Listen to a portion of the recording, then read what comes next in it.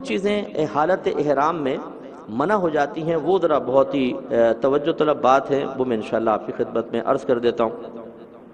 اور یہ بہت ہی ضروری ہے کہ سب اپنے گھر والوں کو بھی یہ چیزیں آپ اچھی طریقے سے سمجھائیں۔ تو اب یہ دیکھیے، پہلی بات یہ کہ مرد کوئی بھی سلا ہوا کپڑا حالت احرام میں نہیں پہن سکتا، لیکن عورتیں سلا ہوا کپڑا پہنیں گی۔ دوسری بات یہ ہے کہ مرد اپنے سر کو نہیں ڈھانپ سکتا، اسے اپنے سر کو برہنہ رکھنا لازم ہے، واجب ہے۔ اس لیے جب آپ گھر سے نکلتے ہیں بعض اوقات ہم ٹوپی پہنے ہوتے ہیں کہ ابھی تو نیت نہیں کی، اور جب نیت کرتے ہیں تب بھی ٹوپی سر پہ ہوتی ہے، تو وہ ٹوپی ذرا اتار لینی چاہیے۔ خواتین کے لیے سر ڈھکنا لازم ہے، تو ان کے لیے کوئی پرابلم نہیں ہے۔ تیسری چیز، دستانے پہننا مرد کے لیے منع ہے، عورت کے لیے جائز ہے۔ چوتھا، مرد کو موزے پہننا منع ہے، عورتیں موزے پہن سکتی ہیں۔ یہ تھوڑا مسائل میں فرق ہے۔ اچھا، ایک بات میں عرض کر دیتا ہوں، یہ جو پاؤں کی ابھری ہوئی ہڈی ہے نا، یہ اور ایک ٹخنے، فقہا کا اختلاف ہے کہ یہ پاؤں کی یہ ہڈی کھلی رکھنی ہے یا ٹخنے، اس میں اختلاف ہے۔ تو زیادہ قوی قول یہ ہے کہ ٹخنے کھلا رکھنا واجب ہے، ہڈی کا اتنا مسئلہ نہیں ہے۔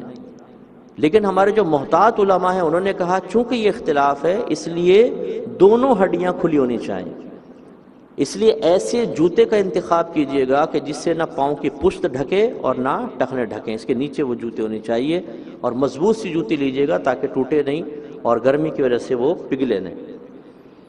اسی طرح حالت احرام میں خوشبو لگانا دونوں کے لیے منع ہے، یہ میں پہلے آپ کو بتا چکا ہوں، یہ حرام ہے، اس میں بڑی احتیاط کریں۔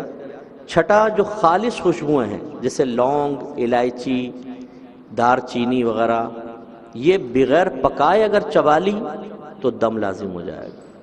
ہاں اگر یہ پک گئیں بریانی وغیرہ کے اندر، اب چاہے خوشبو بھی دے رہی ہوں، کیونکہ آپ پھر بھی اگر الائچی کا دانہ چبائیں خوشبو آ جائے گی، لیکن پکنے کے بعد خوشبو کو فنا مانا گیا ہے، تو لہٰذا پھر آپ خوشبو کو مطلب ان جو قدرتی خوشبو ہوتی ہیں پکنے کے بعد ان کو کھا سکتے ہیں، لیکن ویسے خوشبو کا استعمال منع ہے، احتیاط کیجیے گا۔ اسی طرح بال کاٹنا حالت احرام میں، ناخن کاٹنا یہ منع ہوتا ہے۔ اسی طرح زیتون یا تل کا تیل بدن پر لگانا، یہ نبی کریم صلی اللہ علیہ وسلم نے منع فرمایا ہے۔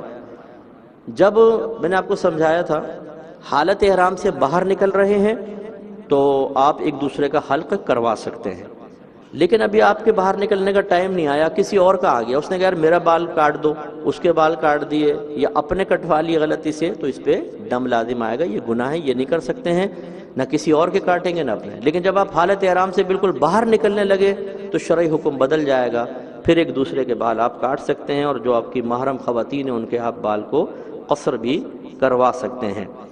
ایک بہت ہی ضروری چیز کہ جو نیو کپلز ہوتے ہیں، جو ابھی نئی نئی شادی ہوئی ہے، حج پر جا رہے ہیں، ان کے لیے خاص طور پر یہ احتیاط ہے کہ حالت احرام میں ایک دوسرے کو باشہوت چھونا یہ حرام ہوتا ہے، اگر چھو لیا تو دم لازم ہو جائے گا۔ ویسے تو جو گورنمنٹ کے تھرو جاتے ہیں تو وہ روم علیحدہ علیحدہ ہوتے ہیں، خواتین کے علیحدہ ہوتے ہیں، مردوں کے علیحدہ ہوتے ہیں، لیکن جب طواف کر رہے ہوتے ہیں بعض اوقات وہ ہاتھ پکڑ لیتے ہیں ایک دوسرے کا، یا سعی کرتے ہوئے، اور کسی ایک فریق کو بھی اگر شہوت محسوس ہوئی تو اس کے اوپر دم لازم ہو جائے گا۔ تو یہ تھوڑا سا احتیاط کریں کہ جب حالت احرام میں ہوں تو ایک دوسرے سے زیادہ قریب نہ ہوں، یہ بہت ہی ضروری ہے۔ تو یہ ہے حج تمتع کا طریقہ۔ ناظرین، اگر آپ ایسی ہی مزید ویڈیوز دیکھنا چاہتے ہیں تو ہمارا ARYQ TV کا چینل سبسکرائب کیجئے اور بیل آئیکن کا بٹن دبانا نہ بھولیے تاکہ آپ سے کوئی پسندیدہ پروگرام مس نہ ہو جائے۔